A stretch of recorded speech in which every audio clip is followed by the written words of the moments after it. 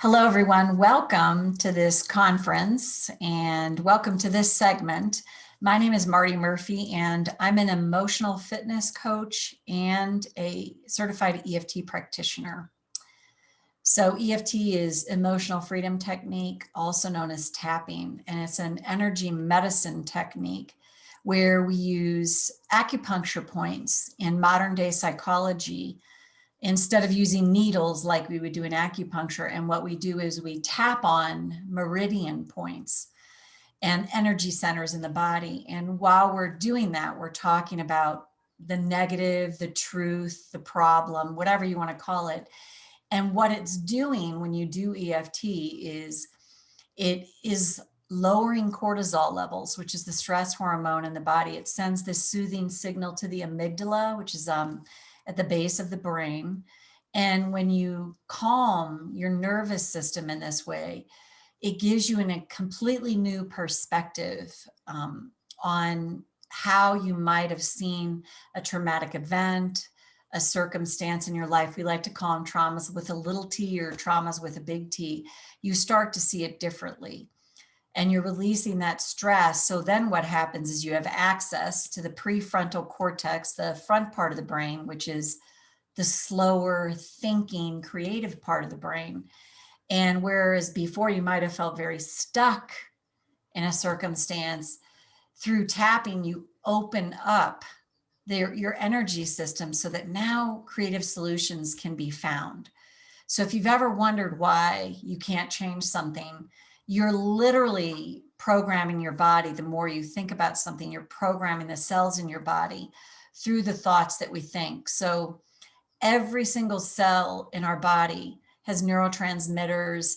And what happens is every thought that we think, it sends different neurotransmitters into our cells. So the more you think a thought, the more you're literally programming your cells for more thoughts like that. And every thought we think carries 50 to 70,000 neurochemicals with it. So that's a huge flooding in the cells of our bodies. So when you think a thought over and over again, which is really just practicing a thought over and over again, that becomes more entrenched. They've actually found neural pathways in the brain that are like canyons in the brain. They actually get deeper the more you think a thought. So what tapping does is it interrupts those patterns of thinking so that you can start to see things differently. And as you interrupt the thoughts, I always say this, you cannot stop your thoughts, but you can interrupt them. And the more you learn to interrupt those thoughts, the more you're going to change your physiology and then change what's possible for you. And the more you're going to find change can happen for you, whereas previously you might have thought that it couldn't. So that's just the quick synopsis on tapping and the energy medicine and this a little bit of the science behind it. And what I'm going to talk about today is I wrote a book called Forbidden Emotions, The Key to Healing. And to talk about how this book came into being, the idea came to me about 10 years ago when I was really first starting and getting introduced to this work. And I had this thought when I worked with clients that I would notice that there were certain emotions that they'd be like, well, that's kind of okay to feel. And this emotion's not, or these series of emotions aren't. And they became very forbidden to them. And there's a great line, Jung said it, and also a woman rephrased it named Janice Berger that says, feelings aren't buried dead, they're buried alive. And in neuroscience, they talk about the body is the subconscious mind. So in the EFT world, we talk about how the body carries for us all the unexpressed emotions that we've had that we've never really been allowed to complete. So emotions that never got completed with us. So what happens with that is that we start to make emotions forbidden to us, particularly emotions like rage, anger. If you're feeling jealousy towards someone, oh God, you're not supposed to feel that. Joy can even become what I call a forbidden emotion, because if you stop expressing yourself, because you don't want someone else who's maybe down and out and you're in a good space to feel bad or uncomfortable. That's when joy can become a forbidden emotion. So any emotion that we tell ourselves is not okay to feel, in my view, becomes forbidden to us. And when they become forbidden, we can't complete them. So they stay stuck in our energy system. And then they cause all kinds of manners of literally potential illness and just stress, chronic stress for us in certain circumstances, and ways that we find that we feel really ineffective in our ability to deal with certain circumstances. So when you start to tap, what you start to do is you break up those patterns of thought, you're interrupting them, you're changing your neurobiology and the cellular biology. And what you will find is tapping has a cumulative effect. So the more you do it over time, the way I've seen it with so many of us, I've had clients that have had dramatic results. And then I've had clients, many of us, myself included, that it's more incremental shifts. It's more like, oh, wow, like I'm less reactive than I used to be. I'm still mad, but I'm not as mad as I was. And you just start to notice these little tiny changes. And what that's letting you know is that you are actually changing your physiology and the tapping is working. The other thing with tapping is when we do it, the emotions, especially the ones that have been suppressed, that have been so forbidden to us, they can release in this really dramatic way where you can all of a sudden have this huge spike in emotion and elevation. And if you don't know that, it can make you feel like, oh my God, this is making it worse. I'm feeling too much. But it's actually a really, really good sign, because it is letting you know that you are releasing those emotions from your energy system. And the more that happens, the calmer you're going to be. So you might have a traumatic event that happened in your life, and you can't even talk about it without having a lot of strong emotions come up. So you clamp down on it. You just don't talk about it. When you tap, you're encouraged to go into that memory and talk about it while you're tapping. And then that emotional charge that's attached to that traumatic event has the space to get released. So then what you'll find is after you're done tapping, you can now talk about the traumatic event without that intense emotional charge. And that changes the playing field for us emotionally. So why I wrote this book was to encourage people to start delving into emotions more in a safe and healthy way, using a technique. It doesn't have to be tapping, but this book is about tapping, but some effective, highly effective technique that can help you move the energy in the body, as well as just talking about it. That's a super powerful combination. And what I talk about throughout this book is what are forbidden emotions? How do they become forbidden to us?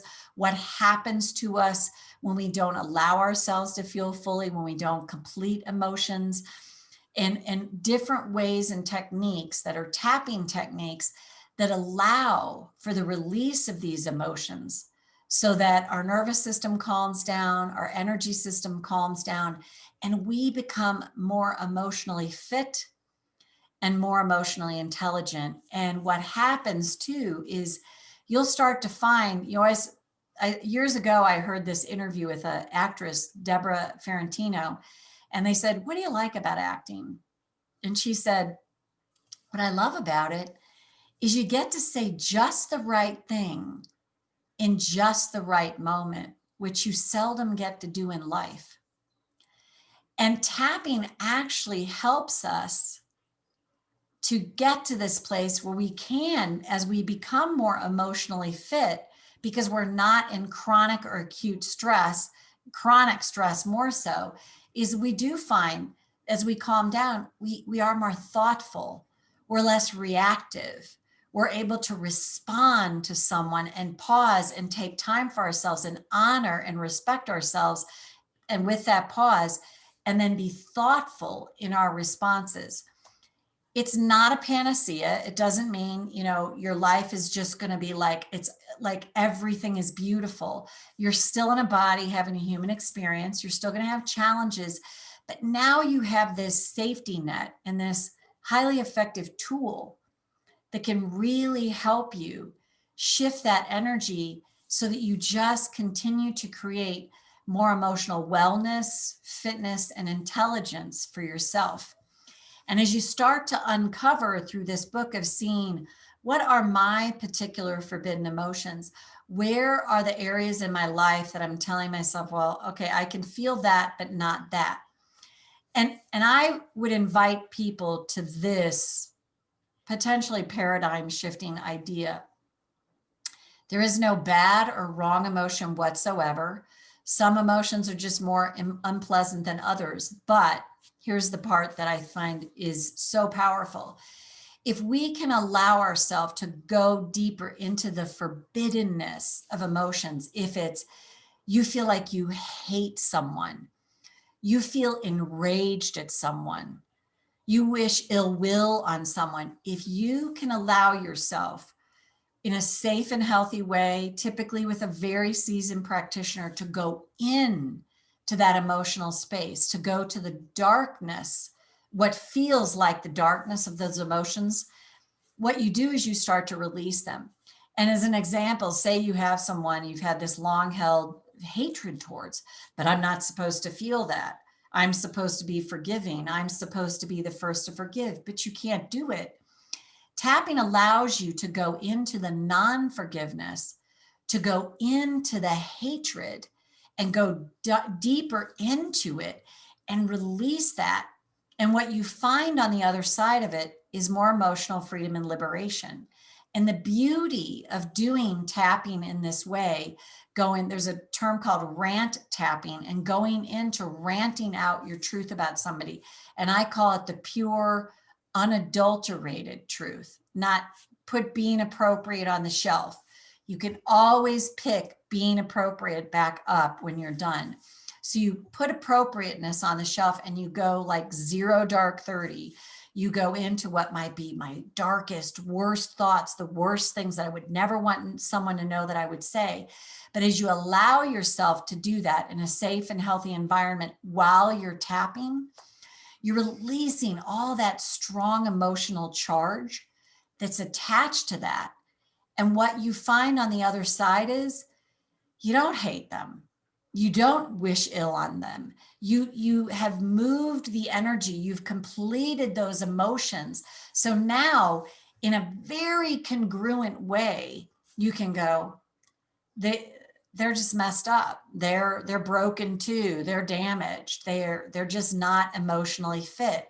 And you can know that and believe that and be congruent with that, rather than I hate them and all the things that we bury and store because it feels so forbidden to talk about someone that way or to say it. And the beauty of tapping is you don't do it in front of their face. You don't walk up to them and do it. Some people have done that, but in this way, you do it privately and you get to release all that energy from your system. And the thing that is so powerful about this is as you start to shift the energy within you, this sort of magical thing happens. That these people that you've had all this stuff with, if they're still in your life and in your world, you might start to notice all of a sudden, they seem different.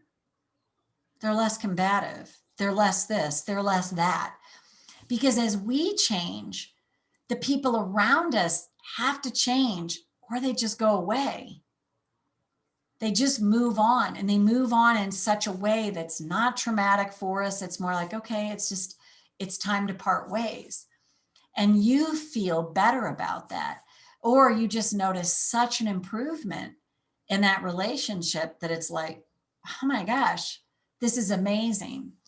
So this book talks that my impetus was to really help people go to the forbidden places, go into the forbidden emotions, say the pure, unadulterated truth, the darkest thoughts you have about a circumstance, a situation, or a person, and tap while you do it.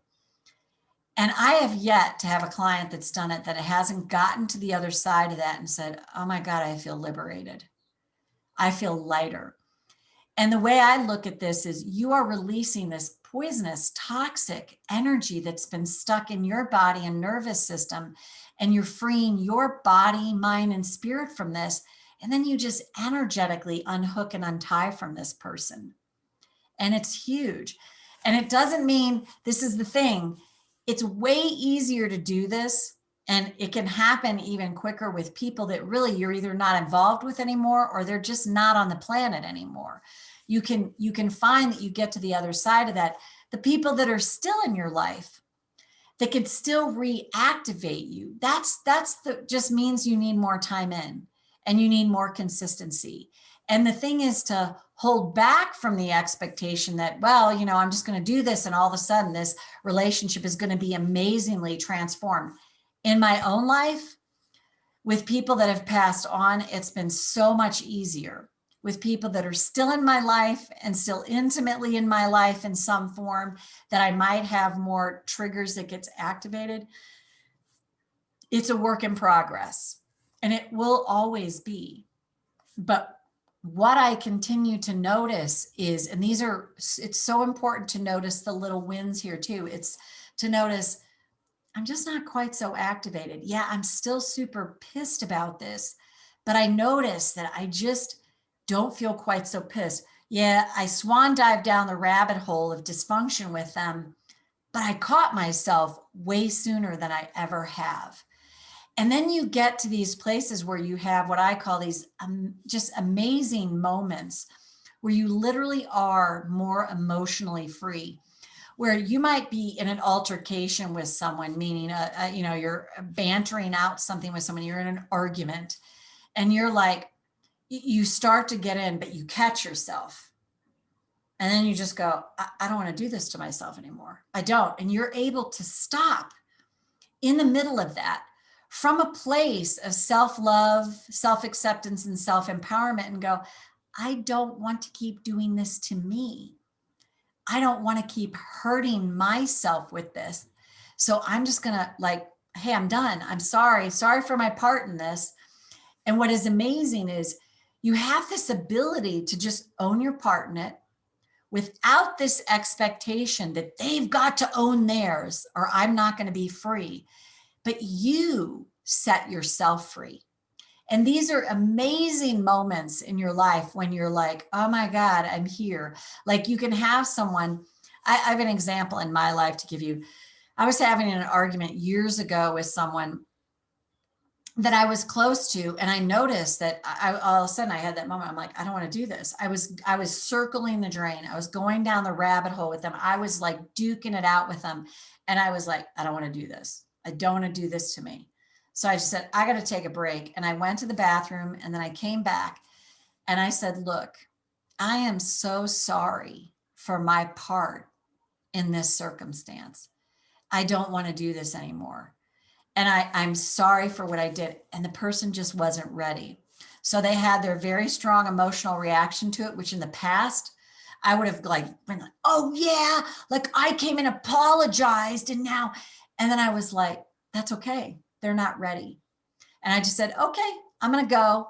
And so I left and then I called later. No, I texted and I said this, you might not be anywhere near unfuck you, but when you are, I'm ready to talk. And they called me immediately. And they just said, look, I'm sorry. I wasn't ready. I was so activated. And it was such a great moment. And that is the magic of when you are so truly emotionally free that you can own your part in something. You have no expectation or no need that they can meet you at the table. In fact, if they don't meet you, you'll be okay with that too. Those are emotional freedom moments that we can learn to have more and more of over time with tapping. And this is a technique that I know to use the best, that all of a sudden it's like, it's okay. And it's just an amazing way to become so much more emotionally fit. So in this book, I talk about, again, what are forbidden emotions? How can we release them? What are some of the things that we can do to help us to keep moving forward? You know, what are dark thoughts? How does that happen? I walk through how to tap in here. There's tapping scripts in here that are really more sort of general and generic. I like to forewarn people. So in EFT, there's a technique called RANT, R-A-N-T, rant tapping. And it's literally when you're tapping, you're ranting out whatever you feel. Well, when I started working with people, I noticed this huge forbiddenness. Like, I can't say that about them. Like, honor thy father and mother. I'm not supposed to feel that way about anybody in my life this way. So when I would say, well, if you could say anything to them, anything at all, anything, if you could just put the unadulterated truth out there, what would you say? It was amazing. People would always say, I'd say, fuck you. So I said, okay, are you okay to tap on that? So we started tapping that, and we would go into that and say that to someone while we're tapping through it. And what they would get to the other side and be like, oh my God, I feel lighter. I feel liberated. I don't feel that way about them now, because they got to expel that energy. So there's it's a disclaimer in here, but a whole tapping chapter on what I've now called fuck you tapping. And it doesn't mean it's for you, but I would encourage you, if you can read the chapter anyway, because it's a charged word for a lot of people and it can be very offensive. But in this context, it's so healing and so, so helpful. And it's really just a word that we've really told this whole story about and put all this energy into. And if we can start to detach from that and find our way to rant tap that works for us, I truly know that you can find absolute emotional liberation on the other side of that. So if you want, I would love for you to read the book and share your thoughts with me and see what you think. It has literally been a labor of love. Like I said, I came up with the idea about 10 years ago, and I just wasn't ready to write it. It kept ruminating around, and I will share this. I read Elizabeth Gilbert's book, Big Magic, and she talked in there about how ideas come to us, and if you don't act on them, they move on to someone else and they might be lost forever. And I remember when I read that, I thought, I don't agree with that. No, I don't care if there's 400,000 books on tapping or emotions. No one's going to write it in just the way I will, in just the context I will.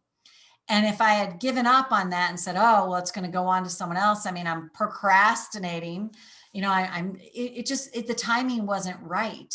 That's all it was. The timing, I wasn't ready, and the timing wasn't right. And when I finally wrote the book, I wrote it in like 10 weeks, but then the editing process took a long time. So I tell you that story to encourage you that if you have a feeling like, I want to do something like this, but you're judging yourself for procrastinating, there's another way to look at that. Are you in fact procrastinating, or is it just not right time yet? Is it just not resonating with you yet to do it yet? That's a completely different way to see, because in the EFT world, we often talk about we have so much resistance and people have to dispel their resistance. But the thing that I think gets missed is sometimes it has nothing to do with resistance. Sometimes it's just not resonant with us. Whatever it is, it's just non-resonant. And that's very different than resistance. And procrastination is something that sort of has its own sort of diagnosis. And procrastination, I also heard Elizabeth Gilbert say, procrastination is fear. And I think it is also, it's not only, it's a way that we're trying to protect ourselves. So any habit that we have that we know would help us to do, but we're not doing it. And in the converse, any habit that we are continuing to practice that's not serving us, there is always, always, always an unconscious internal reason as to why that is, we're not doing it. And it's always about protecting ourselves on some level. And when we start to see things that way, we start to take the judgment out. And I believe it is so true that we can't change what we judge. And the other piece of this book is to really help people learn to accept and love themselves exactly as they are. Acceptance, acceptance, acceptance, acceptance. Because the key is when we release self-judgment and we come to a place of self-acceptance, everything in our life can change. And that is really the basis of so many spiritual practices too. And I think that's why people get into therapy and they do any other alternative sort of energy technique, is because they want something to change and they're judging themselves. And when we release the judgment, things in our life really can change and amazing possibilities open up for us. So I encourage you to get the book and see what you think, and please contact me and let me know your thoughts. It is literally a labor of love, and it's from the thousands and thousands of sessions that I've done. It's just all the golden thread that I've seen run through people, and how forbidden emotions really hold us back from healing and hold us back from the truth of who we are, of really tuning into the authentic self in us and opening up to amazing possibilities. So thanks for being here with me today, and I wish you all well. Take good care, and bye for now.